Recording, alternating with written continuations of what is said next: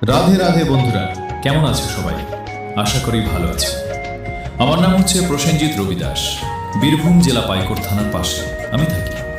চলো তাহলে আমার গল্পটা শুরু করা যাক। শ্রীকৃষ্ণের অলৌকিক কাহিনী। মথুরা নগরীতে এক অত্যাচারী রাজা ছিল। তার নাম ছিল কংস। সে নিজের বোন দেবকীর প্রতি খুব ভালোবাসা দেখালেও একদিন আকাশবাণী হলো দেবকীর অষ্টম সন্তানই কংসের মৃত্যুর কারণ হবে।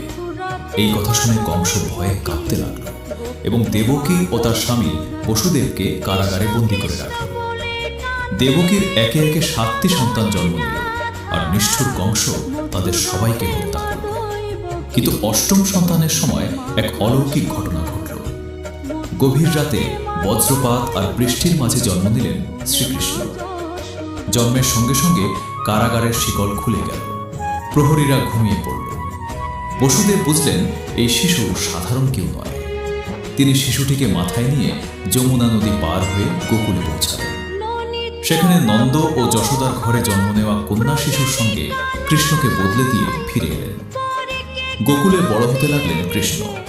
ছোটবেলাতেই তিনি দুষ্টুমি আর অলৌকিক শক্তির জন্য বিখ্যাত হয়ে উঠলেন।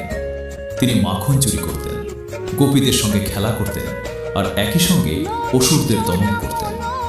পুতনা, রাক্ষসী, কালী ও নাগ সবাই তার শক্তির কাছে পরাজিত হয়।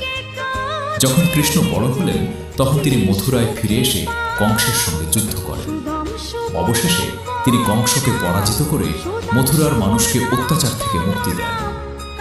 শ্রীকৃষ্ণ শুধু একজন বীর নন, তিনি ছিলেন প্রেম, ন্যায় এবং ধর্মের প্রতীক। পরে কুরুক্ষেত্রের যুদ্ধে তিনি অর্জুনকে যে উপদেশ দেন তা ভগবদ্গীতা নামে আজও মানুষের পথ প্রদর্শক।